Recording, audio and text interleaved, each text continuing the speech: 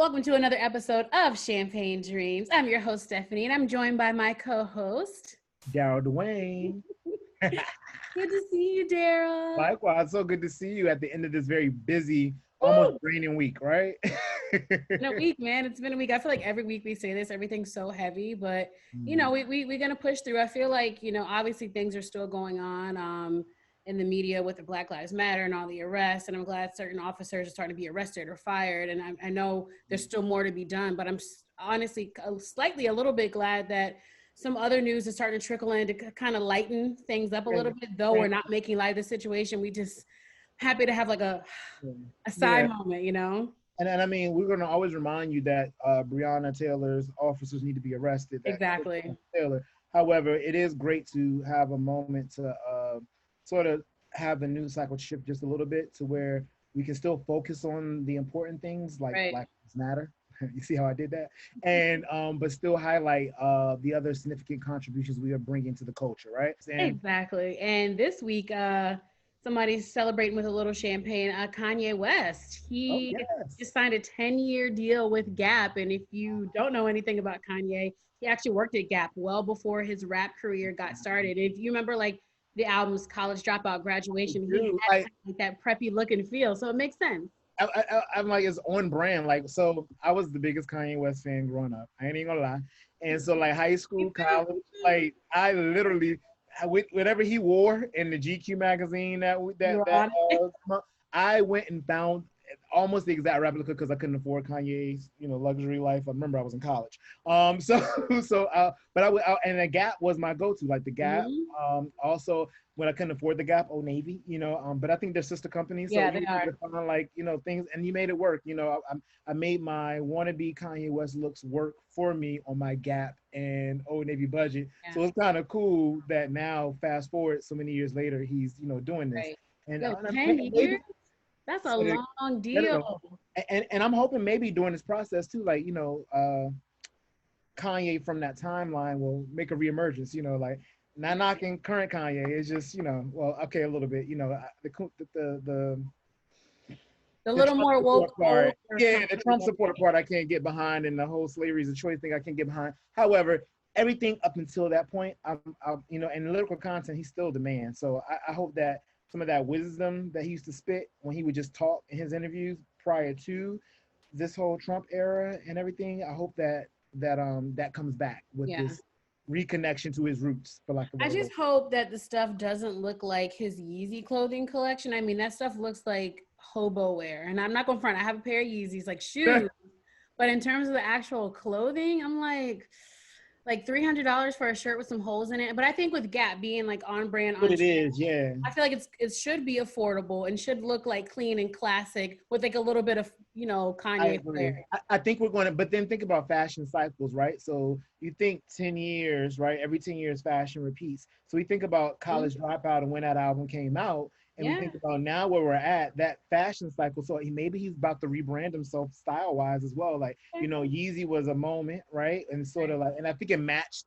And this is where people say, you can kind of see his genius. It matched the timeline of everything being fast, everything being crazy, right? And then now we're in this space where we're restructuring, even as people of color, to like focus our attention on things that matter to us, which means we got to look the part. We got to speak the part. So I think maybe he's coming full circle and fashion is his instrument to do so. See. I can't wait to see some of those samples and see what comes out with. Like I said, so another rapper might have a collection coming out with Gucci Mane.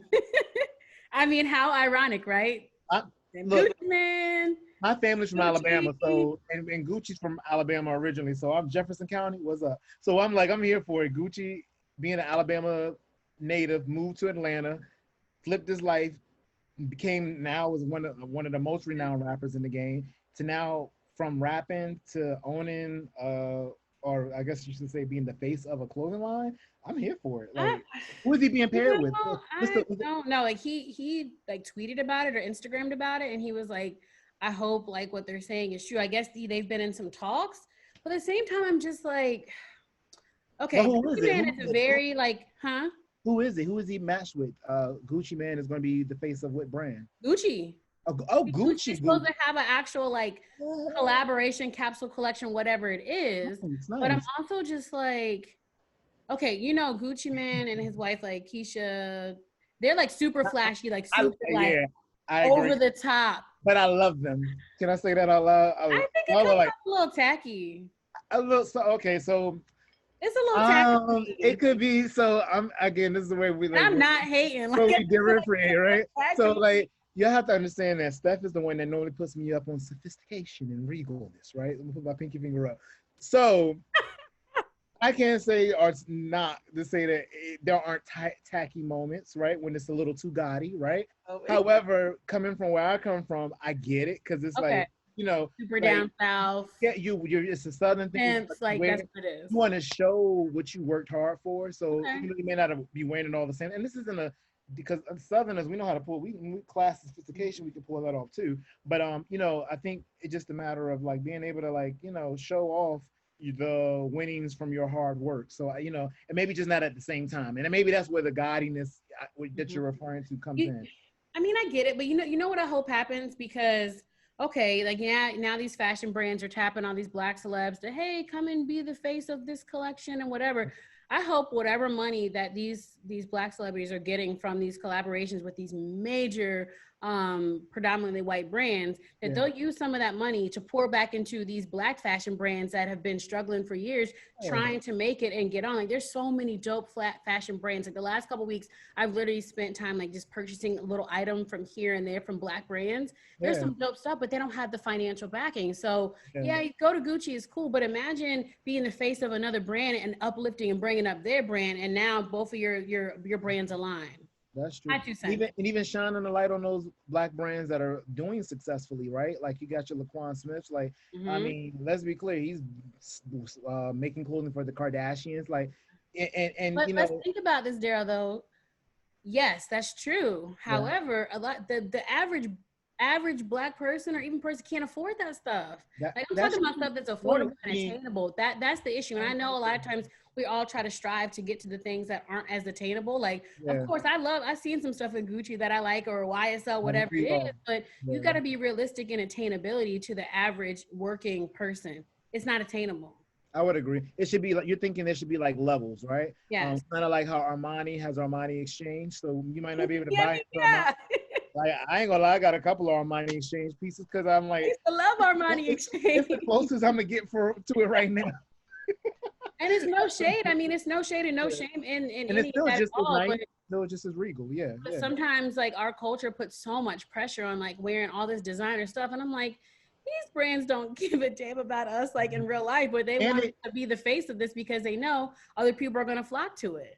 And they don't pour that money back into the community. So I think like when we, as these big artists are getting these deals, that's part of what they should be negotiating. Like, yes, I want my check to be, you know, this many zeros, right? I want it to be this many, right? But I also, on the same breath, want you to contribute maybe 10%, 20% of the sales that I make into some black owned or establishment that supports people that look like me.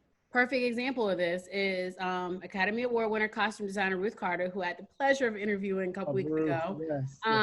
She has a collection with H&M. And in her negotiation with H&M, she said, okay, this is great, I'll do this, but y'all have to set up an endowment at my alma mater, Hampton University. And so they donated, I want to say maybe, I can't remember, a couple $100,000. I can't remember how much it started with, but that was the deal that they came up with. So you got to think about, leverage your power. The whole point of like, when you talk about giving back and using your power for good, like, yo, y'all want a collection with me? Okay, y'all need to support my HBCU.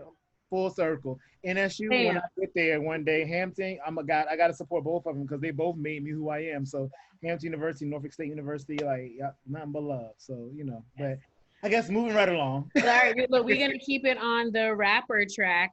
T.I., this fall, he's going to be hosting or teaching the business of trap music at Clark Atlanta University in Atlanta, Georgia.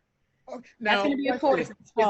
Is he teaching like, because, you know, not like I need to really know how trap. I'm not going to say. But is he teaching the trapping part or the musicality and how trap is connected? I know, right? Is it like, does the bacon go to Baking I'm soda go serious. first or does the water? Because No, I'm I gonna don't tell think them. it's gonna be that deep. Oh, okay. Like, hey, look, these are hard times. So like, which one goes first? I, But I think it's just like how that culture has really shaped music in terms of yeah. like the business side and how Yeah. maybe like, yo, you know, that stuff has been glorified so much in music and how a lot of these artists have used trapping to really build Yeah. their brands and their business. Also Yeah. like that trap sound. I mean, think about like Young Jeezy or Yeah. Jeezy goes by now. All his, you know, Yeah. within the white Yeah. snowman. And the other day I just saw him on freaking CNN. I'm like, he's come a long way. And that's another great thing to see. See, this is what I love when we talk about opportunities, right? When you give us or people who look like us opportunities, we rise to Yeah, the we built occasion. that thing till it's I'm dry. like, you look at Jeezy when we were in college, right? And we was all doing the snowman running Got and to stuff. die, right?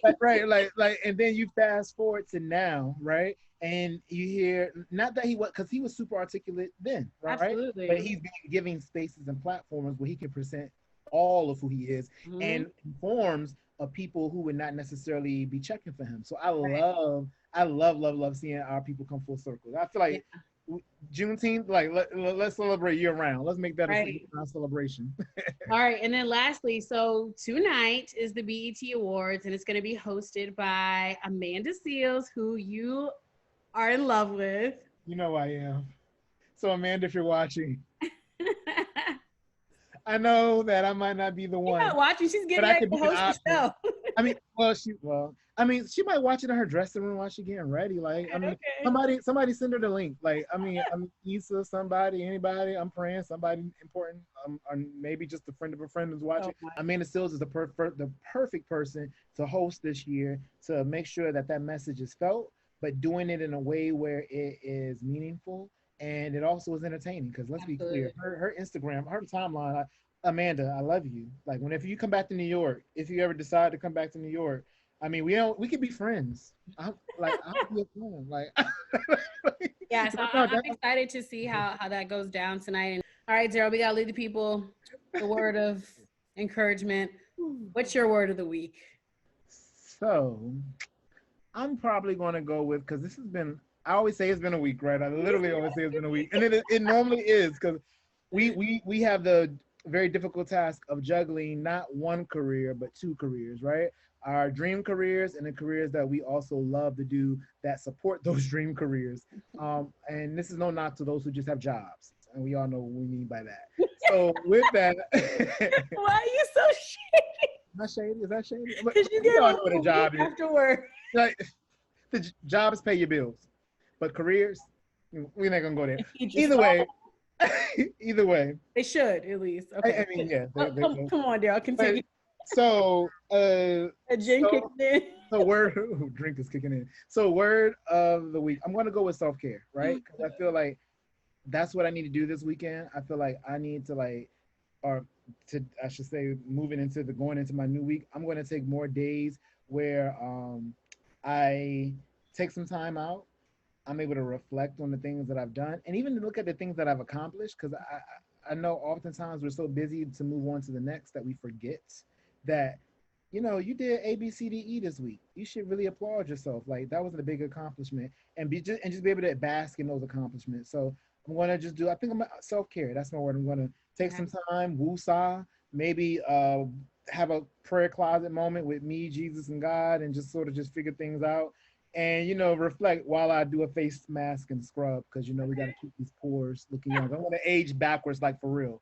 So Oh what god. about you? What about you? Mine So is something similar. I'm gonna go with detox. Like I think sometimes we just gotta like detox our minds, detox our environments, and just detox is like taking out the impurifications and really like cleansing. So whether it's like you need to take a social media detox or you need to just clear the certain people who are around you or just your thoughts like that's my word for the week, detox, like just clearing out any stress, any bad thoughts, any negative vibes. That is what I'm going with for the week. I'm about to take someone. I'm a detox while I self care. Can I do it? Mm, Can I do it at the same daggone time? I feel like that's what I need, right? time. Yeah, at the same daggone time. I'm right. I'm like, so Cheers. Let's cheers to that because we want you all to also be your best you. So cheers to detoxing, yes, Cheers. and for taking care of self. Thanks for watching, guys. We really appreciate it, and we'll see you next week. Till then. Bye.